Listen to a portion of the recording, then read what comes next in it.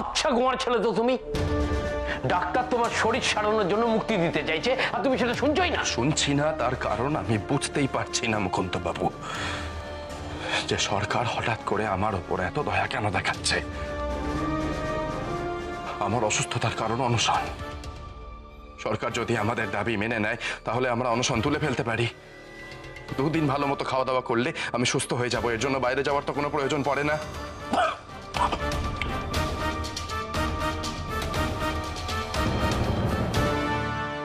সুভাষ, কেন বোকার মতো কথা বলছো?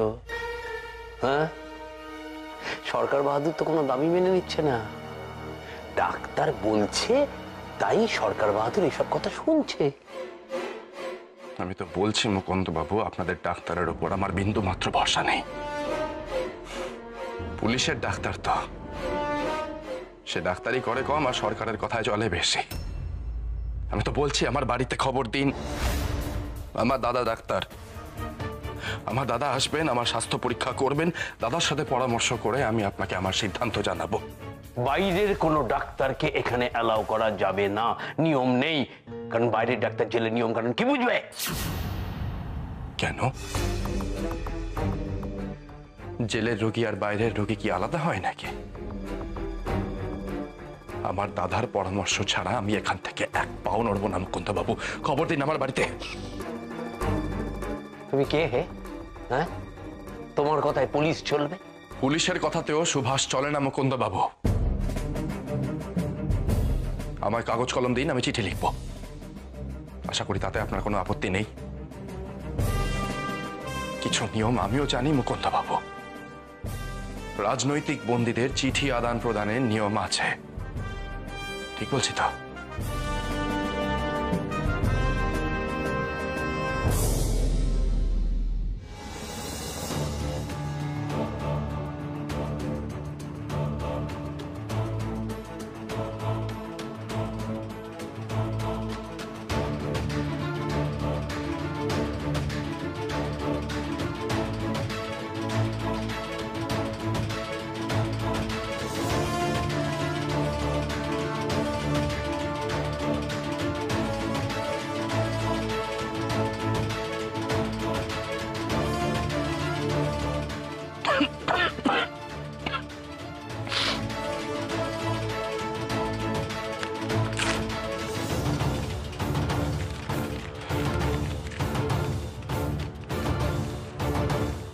নিন, আমি জানি আপনি চিঠিটা পড়বেন। পড়ুন, তাতে আমার আপত্তি নেই। পড়ে পোস্ট করে দেবেন।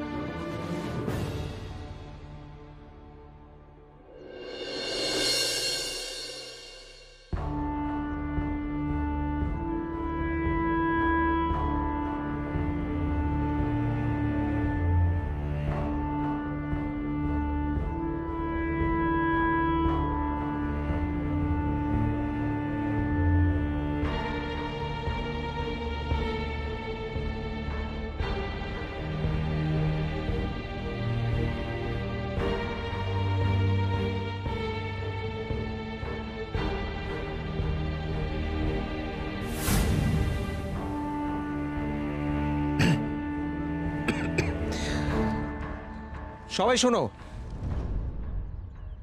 আমাদের সবাইকে এগিয়ে যেতে হবে, থেমে থাকলে চলবে না। আমাদের দাবি আমাদের নিজেদেরই পেশ করতে হবে। সরকার যতক্ষণ না আমাদের দাবি মেনে নিচ্ছে ততক্ষণ আমাদের এই অবস্থান বিক্ষোভ চলবে। আপনি ব্যস্ত হবেন না, আপনি আমাদের বলুন কি করতে হবে। প্রথমেই জল আর খাবার দাবারের ব্যবস্থা করতে হবে। বেশ, আমি জলের দায়িত্বটা নিচ্ছি। রহিম, দেবপ্রসাদ বাবু, আপনারা খাবারের ব্যবস্থাটা করুন। ঠিক আছে রণজয়দা, আমি এক কাজ করছি, আমি বাজার যাচ্ছি, সেখান থেকে চাল ডাল কিনে খিচুড়ির ব্যবস্থা করছি। বেশ, তাহলে আমি ওরা এক কাজ করি, আমি বাজারে গিয়ে সবজির ব্যবস্থাটা করে ফেলছি। ঠিক আছে। একজন ডাক্তারের সাথে কথা বলে রাখা উচিত, কারণ কেউ যদি হঠাৎ অসুস্থ হয়ে পড়ে। হ্যাঁ হ্যাঁ ঠিক আছে, তোমরা সবাই যে যার কাজে লেগে পড়ো, সময় নষ্ট করো না। হেমন্ত, শোনো, লেখালেখির ব্যাপারটা তোমাকেই দেখতে হবে, তুমি একটু নজর দিও। হ্যাঁ দেশবন্ধু, আমি দেখছি। আমি পোস্টারগুলো লেখা হয়ে গেলেই টাঙিয়ে দেওয়ার ব্যবস্থা করছি। একটু বেশি বেশি করেই লেখাচ্ছি, যাতে টাঙিয়ে দিলে মানুষ আমাদের পোস্টার দেখে আন্দোলনের কারণ সম্পর্কে ওয়াকিবহাল হতে পারে। ঠিক ঠিক। দেশপ্রেমিকদের মুক্তি আমরা কেন চাইছি সেটা সবাইকে বোঝাতে হবে। ওরা জেলে বন্দি থাকলে আমাদের কি কি অসুবিধে সেটাও বোঝাতে হবে, আর সরকার কি কি অন্যায় করছে সেটা চোখে আঙুল দিয়ে সবাইকে দেখিয়ে দিতে হবে। তুমি দেরি করো না, যাও। হ্যাঁ দেশবন্ধু।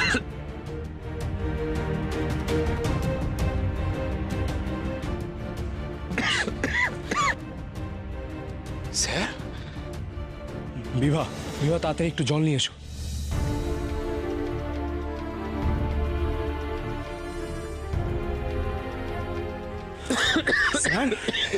স্যার আপনার শরীর ভালো না, ডাক্তারের নির্দেশ শুনছেন না। আপনার নির্দেশ আমরা অক্ষরে অক্ষরে পালন করব, কিন্তু আপনি এখানে থাকবেন না। আমি ঠিক আছি শরৎ, আপনি কি ঠিক আছে, আমার কিচ্ছু, আপনার কি শরীর খারাপ লাগছে? বাসন্তী আমার কিচ্ছু হয়নি, ঠিক হয়ে যাবে।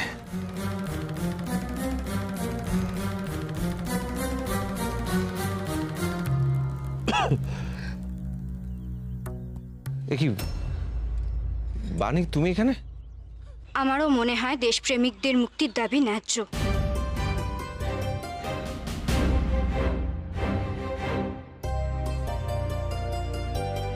এই বিক্ষোভে আমিও অংশ নিতে চাই কাকাবাবু। কিন্তু বানি, তোমার পরিবার, তারা তো এটা ভালো চোখে মেনে নেবে না। তারা কি মেনে নেবে? তুমি যে আরো বড় বিপদে পড়বে বানিদি।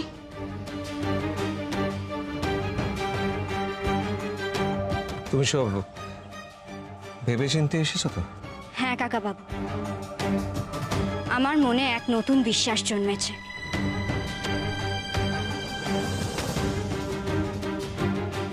সুভাষবাবুর বলা কথা এখন আমার কাছে সবচেয়ে বড় ভরসা হয়ে দাঁড়িয়েছে।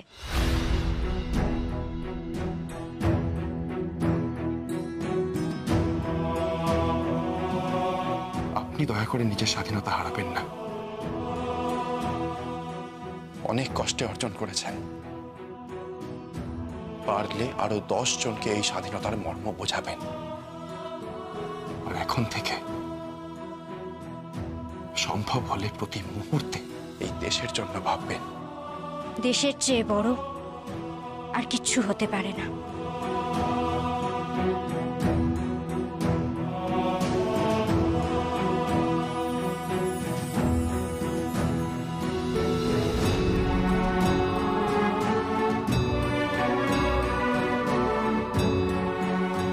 বাণী বড় হয়েছে, নিজের দেশের জন্য কাজ করতে হলে নিজের পরিবারের কথা নিজেকেই ভাবতে হয়।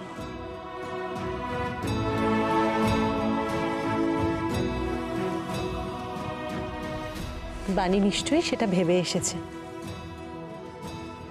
আমরা কখনোই সেই সিদ্ধান্তে হস্তক্ষেপ করতে পারি না। তোমার পথ তোমাকে নিজেকেই তৈরি করতে হবে বাণী।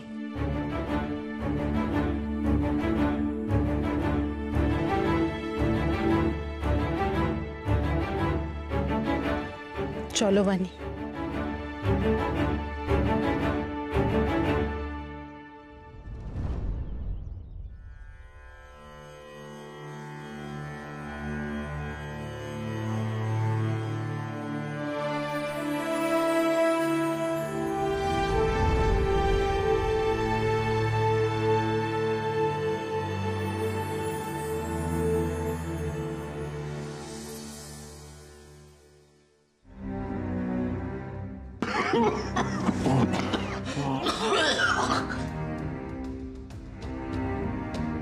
চলো ওঠো, উঠে পড়ো, অনশন ভাঙার টাইম হয়ে গেছে। আপনাকে যা জানাবার আমি আগেই জানিয়ে দিয়েছি মুকুন্দ বাবু। এই বিষয়ে আমি আর কোনো কথা বলতে চাই না। আমাদের অনশন সেই দিন ভাঙবে যেদিন সরকার। তোমরা জেনে খুশি হবে, সরকার বাহাদুর তোমাদের সমস্ত দাবি মেনে নিয়েছেন।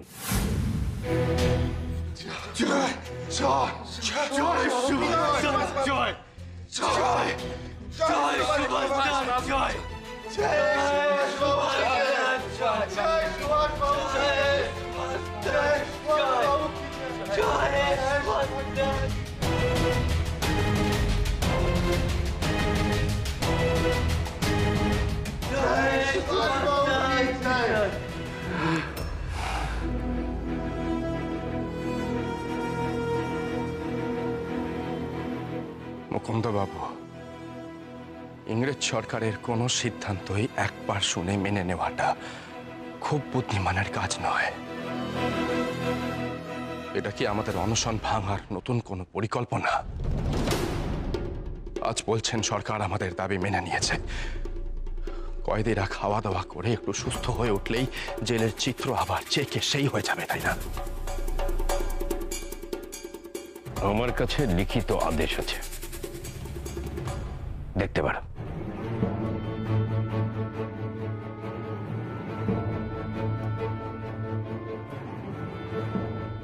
শোন, সবাইকে তেল, সাবান, গামছা, কম্বল সব দিয়ে দে।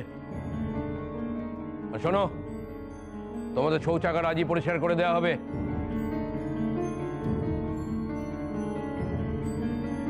ভালো করে মিলিয়ে নাও, যে যে দাবি করেছিলে তার সবকিছু লেখা আছে কিনা।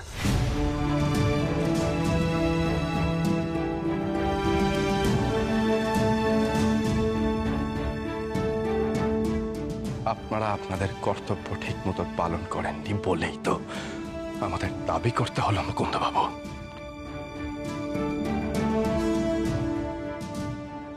শোনো, নতুন চাল ডাল এসে গেছে, বাজার থেকে সবজিও আসছে। আজ থেকে তোমরা ভালো খবর পাবে,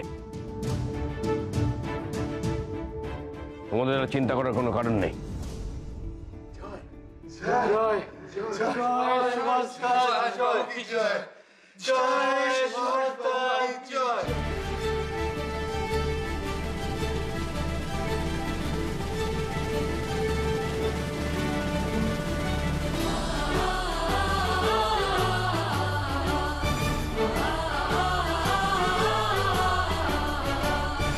চারিপাশে চারিদিকে শোনো দেশের জয়গান, কে ডাক দিল, কে ডাক দিল, যে বজ্র কণ্ঠে দেয় সারা, সে গড়বে ইতিহাস। এই যে সুভাষ, এই যে সুভাষ, এই যে সুভাষ, এই যে সুভাষ।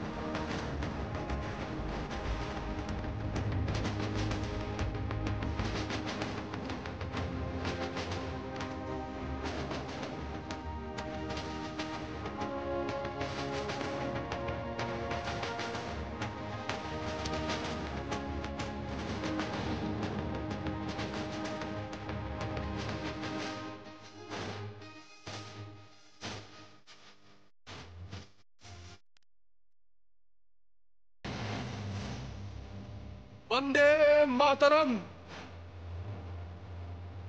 বন্দে মাতরম।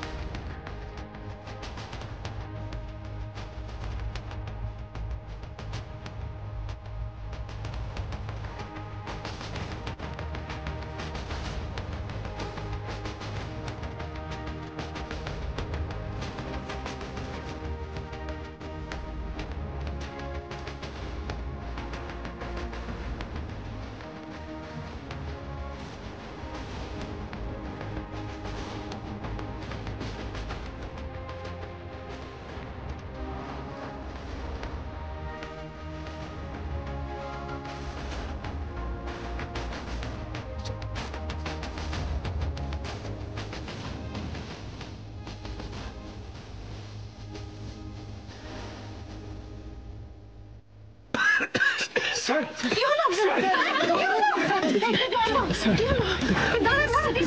বারণ করছে, এরকম করবেন না, আপনার শরীর ভালো না। একটু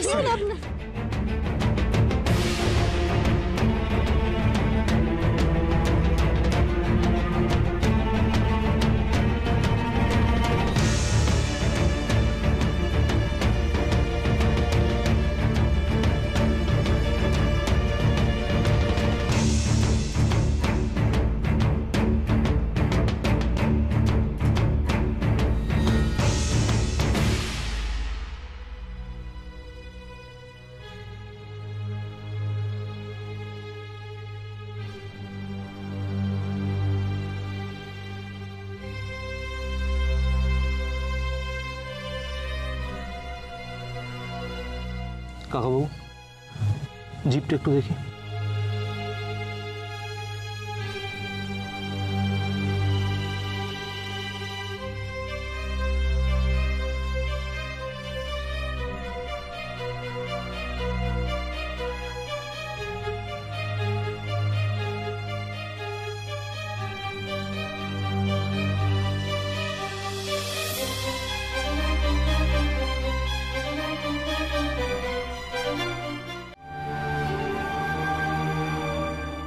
সুনীল, কি হলো বল? আগে যা দেখেছিলাম তার থেকে শরীর অনেক বেশি খারাপ করেছে। কাকাবাবু এখনো যদি নিজের শরীরের যত্ন নিজে না নেন তাহলে স্বাস্থ্য ফেরানো খুবই মুশকিল।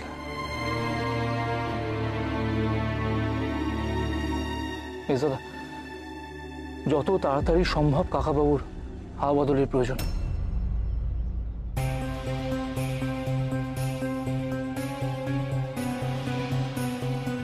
এভাবে এখানে থেকে কিছু হবে না, তোমরা ওনার হাওয়া বদলের ব্যবস্থা করো।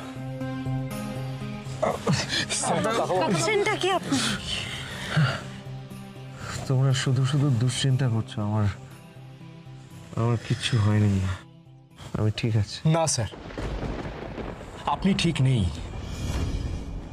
মাঝে মাঝে দুর্বল হয়ে পড়ছেন, আমি সেটা সমানে লক্ষ্য করেছি। শরৎ একদম ঠিক বলেছে, বাড়িতে আমিও লক্ষ্য করেছি। আপনার আর কোনো কথা কিন্তু আমরা শুনবো না। এই আন্দোলনে আপনি আমাদের সাথে নৈতিকভাবে থাকবেন, শারীরিকভাবে আপনাকে আমরা থাকতে দেব না স্যার। শরৎ, আপনাকে হাওয়া বদলে যেতে হবে স্যার। আপনি কেন বুঝতে পারছেন না? আপনি আমাদের মাথার উপর ছাতা হয়ে আছেন। এই অবস্থায় আপনি যদি এইভাবে অসুস্থ হয়ে পড়েন তাহলে আমরা কি করব স্যার? ভবিষ্যতের কথা ভেবে এখন থেকেই তো সাবধানে থাকতে হবে আপনাকে। আচ্ছা, আমি আপনাকে কথা দিচ্ছি, প্রতিদিনের খবর আমি আপনার কাছে পৌঁছে দেওয়ার ব্যবস্থা করব, কিন্তু আপনি এখানে থাকবেন না। আপনার যাওয়ার ব্যবস্থা আমি এক্ষুনি করছি। স্যার, কেন কথা শুনছেন না স্যার? কেন এরকম করছেন? আমি ঠিক আছে।